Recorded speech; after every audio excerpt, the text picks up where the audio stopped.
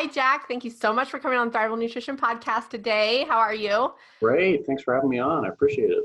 Yes, my favorite salt cave relaxation place to go to. Right before we start recording, I said, people ask me the benefits of it, and I'm like, I don't really know, but I just know that's feels amazing, and you should go, and I go. So before you get started on the topic of salt caves, can you tell us a little bit about how you got into this? Sure. Yeah. Yeah. So I have asthma. That's one of the main reasons I got into it initially. And everybody else in the family had some type of issue. My brother deals with chronic bronchitis. My mom had a smoker's cough, and my dad had psoriasis all over his body. So we were on a family vacation about 10 years ago. We went up to Virginia, met my cousins up there, and we did the whole Colonial Williamsburg thing up there. So it was in the dead of winter. It was snowing. They said it was like the worst snowstorm that they had had in 100 years. And we're all from Texas, so snow's fun for like 5 minutes, and then it gets a little bit too cool. So we went looking for something to do indoors and saw a little ad for the Williamsburg Salt Spa. Saw that it was supposed to be good for all these different things that everybody in the family had. And so we went, did a session. I thought that it was pretty cool. You know, it's a little bit different. When you walk into a salt room, it can just be eye-popping with all that pink Himalayan salt in there. So, it was really cool, but the thing that kickstarted the interest, long-term, was the next morning we woke up and there was a visible change in my dad's psoriasis. And he had it literally all over his body, in patches, face, ears, arms, legs, torso.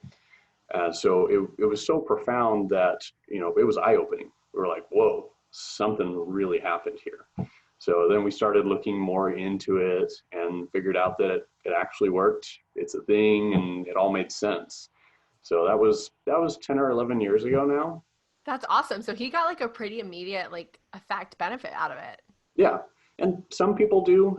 His reaction was a little bit more extreme than most people experience, but that's why it was, it was so crazy. We were just like, wow, this is awesome. Yeah.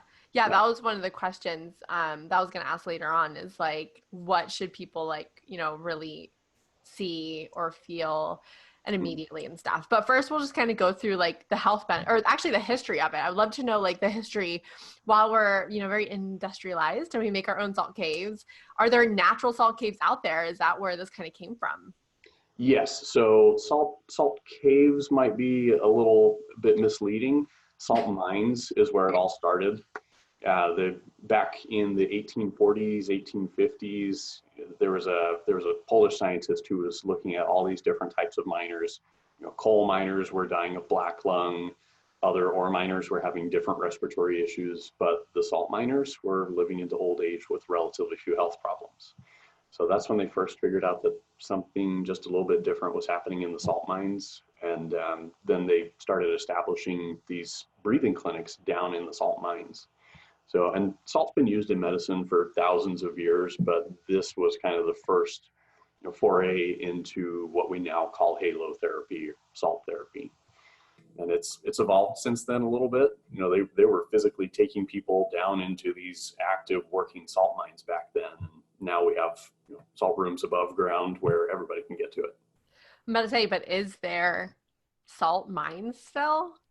There are, yeah. So the one that really started it all was the Weliszka salt mines right outside of Krakow, and it was an active salt mine until I think 2007, and it's been a tourist attraction for decades. You can still go and tour the mine. They converted it into a tourist attraction. There's a cathedral carved into the salt.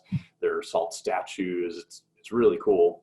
But yeah, there are salt mines all over the world. We have a few here in the States.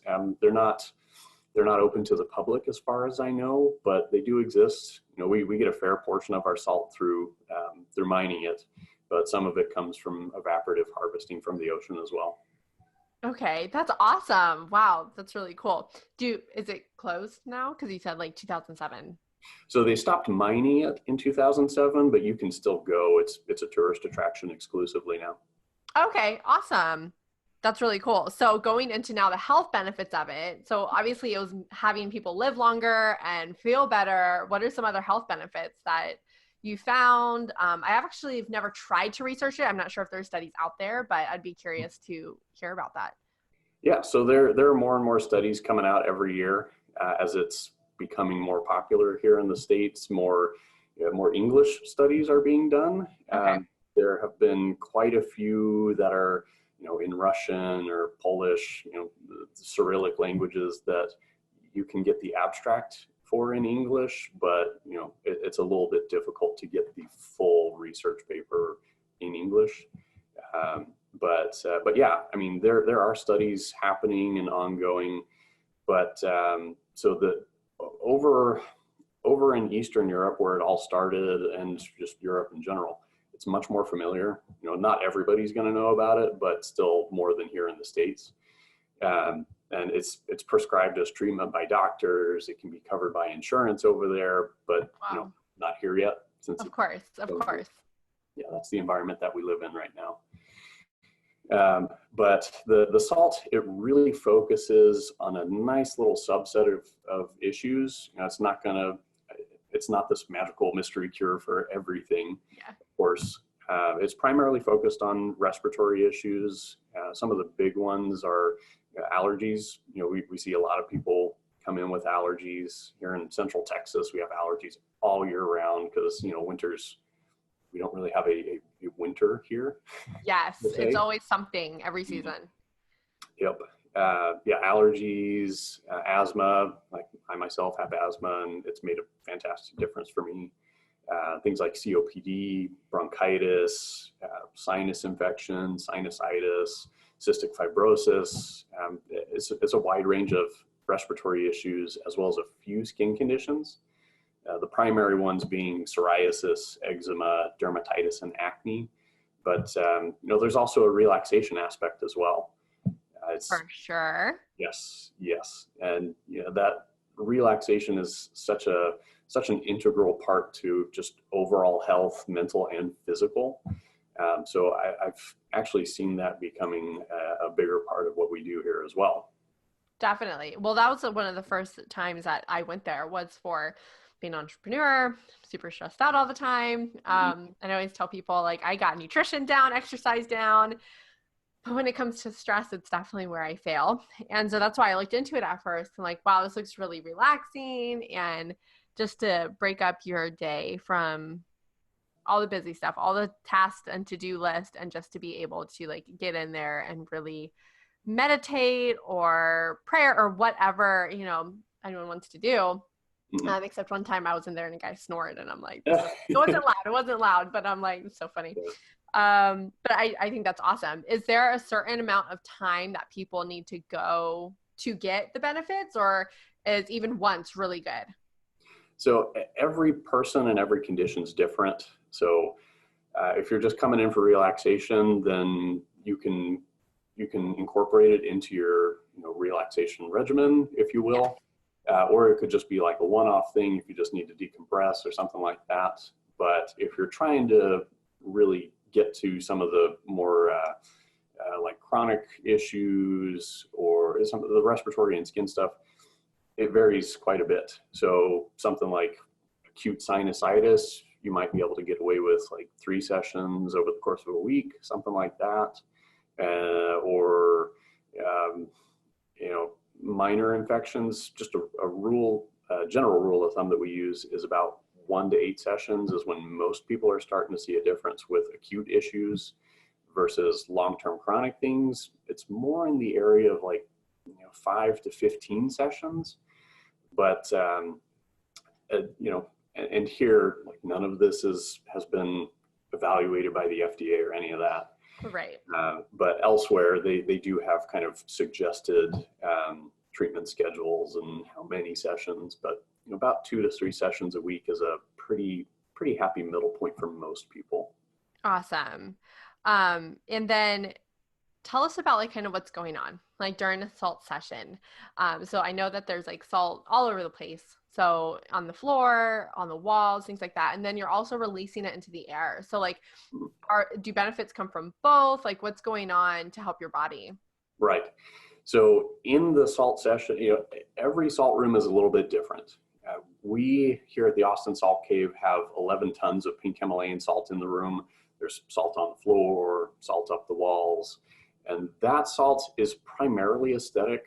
I mean, just having that much tonnage of salt in the room does a little bit to help keep the environment in there stable, acting as a heat sink and a moisture sink. But really what's doing the bulk of the work is the salt that we're pumping into the air. And that's, in my opinion, and the research shows that that is the key to everything. So some salt rooms don't have any, aesthetic salt in the room. Some of them will just have that salt in the air, and it's, drywall and, laminate floor or whatever. But as long as they're pumping the salt in the air, that's what's doing the work. So you're breathing in that salt, getting it on your skin, and the salt pulls moisture to it. That's the mechanism behind it all. So in the respiratory tract and on the skin, that has an anti-inflammatory effect. It's pulling fluid from the cells, reducing the size of the cells, decreasing inflammation. And then in the respiratory tract, that extra fluid that you're then pulling into the respiratory tract helps to thin out and break up mucus so your body can more easily and naturally expel it. And then the salt's also antimicrobial.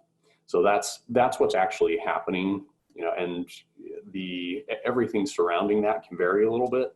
We keep our room at about 72 degrees year round. We turn down the lights, play some soft music, but I know other places keep their salt rooms in the 60s, some are in the 80s, some have white salt, gray salt, pink salt, all that's, just kind of however you feel like doing it. Awesome. Is there a difference in the color of the salt or no? Yeah, so each salt deposit is a little bit different. The pink Himalayan salt has a pretty high iron content, which is what gives it that pinky, orangey rust color. The Polish salt mines, some of them have gray salt. There are pink deposits in Bolivia, pink deposits in Utah. A lot of salt is shades of white, though. It's just mineral content. Okay, awesome. And I know too, every salt cave is different, but I know that you offer the salt water. Is there benefits to that? I know in your lobby, I've always wondered that because it's super salty. Yes, it's pretty intense. It's intense. So we call it Soleil water, and there are a couple different ways to do it. Some people will just sprinkle some pink Himalayan salt into their water bottles or a glass of water or something like that. That's a great way to do it. We tend to go on the extreme end of things. Yeah. Where, I've got this jug of salt water, and it's fully saturated pink Himalayan salt water. So I just keep putting salt in there until it doesn't dissolve anymore. So the idea with that is that you're drinking about a teaspoon a day, and it's a pretty small amount, but that's helping to replenish some of those minerals and elements that are in the pink Himalayan salt, like iron, magnesium, potassium, sodium, some of these things that you don't necessarily get in everyday diet anymore, that a lot of people are unfortunately deficient in these days. Yeah. So there's that aspect. It's also a fantastic mouthwash. So I'll put it in my mouth, swirl it around for a little bit, killing bacteria living in there, and then I'll swallow it. I've had people tell me that it's kind of helped to regulate their digestion a little bit, although that's an extremely personal thing. But it also does help to keep you hydrated as well. Just that little bit of salt helps you retain some of that moisture, and that can be kind of counterintuitive, but that's how it works. Yeah. Oh, it's so funny. If anyone that ever goes to me, I always joke around and I get a cup of water from your salt water and give it to them, and they're just not expecting it. It's super funny. It's kind of mean too. But when I first tasted it, I'm like, oh my gosh, no way. There's no way, because it was really salty. I do a little bit in the morning, but that's interesting though, that I'm sure that people, I'm also a baby though. I'm a baby when it comes to hot spices. I just feel like my palate stinks. So I feel like if you could do it, that would be awesome. I wish I could. With salt caves, is there anyone that shouldn't be doing it? Absolutely. So there are quite a few contraindications. They're typically pretty extreme, things like organ transplant, heart disease, like extreme heart disease, especially if you have pulmonary edema associated with that. Tuberculosis, unfortunately, it could potentially be good for people with tuberculosis, but we don't want to be exposing other people to that, especially since a lot of the people that we have coming in are, immunocompromised or, have other lung issues that would potentially make them susceptible to things like that. Hyperthyroidism. It's just something about the way people with hyperthyroidism process the salt. It makes them feel pretty bad. Although with hypothyroidism, the salt can actually help to alleviate some of the symptoms of hypothyroidism. Awesome. So there are definitely a few things where you wouldn't necessarily want to come in, but yeah, and we go over that with people so that we try to catch anybody before they go in and have issues. Yeah, before they go in. I love though that you guys provide little trucks too for kids that might be dealing with like upper respiratory, and they can just play and dig, and I think that's awesome. Oh yeah. So kids are obviously, it's really great for kids as well. Yeah, I love having kids in because, kids just for everything respond so much faster than adults do. And it's the same here. Where an adult, it might take a few sessions before they really start to see something. Kids, it could be one session, maybe two. But of course, everybody's different. But we do have a little dump truck and shovel and things like that so kids can play. I fold up a couple of the chairs so that they can play in the salt. It keeps them pretty well occupied during the session. Yeah, that's awesome. Awesome. So tell us where we can find you. I know that you're in Austin, and if you know of any resource that someone could use or that maybe are outside of Austin in a different state, I would love to hear that too, so I can put that in the show notes as well. Of course. So we're in the Austin area. We're actually out on Lakeway. It's not too far if you live in Austin, but we're on Facebook, just Austin Salt Cave. Our website's austinsaltcave.com. I try to, everything is Austin Salt Cave. But for people out of town, I always recommend searching, wherever you are, like Louisville Salt Room or Charlottesville Salt Room, because these days in pretty much any major city you can find a salt room. Some of them are called salt spas, salt rooms, salt caves, but salt room tends to work pretty well as far as finding things. There is a couple of people have put together little databases of the salt rooms around the country, but they're not always up to date. So yeah, I always just recommend searching wherever you are, salt room, and you'll probably find something. Definitely. Just kind of like what I said before, they're popping up everywhere, I feel like now. Same with like float spas, and I feel like all this like biohacking stuff is becoming so much more common that you can find, and it gets me really excited. Awesome. Well, we will put your stuff in the show notes, so if anyone wants to go visit, Lakeway isn't that far. I know it feels like it's probably far. Maybe it is far if you come from East Austin, but outside of that, it's 20-minute drive. No, it's totally worth it. Especially on the weekend. We're open every day but Tuesday, so if you don't want to hit traffic, just come out and visit us on the weekend. Awesome. Well, thank you so much for joining today and sharing about salt rooms. Thanks for having me on.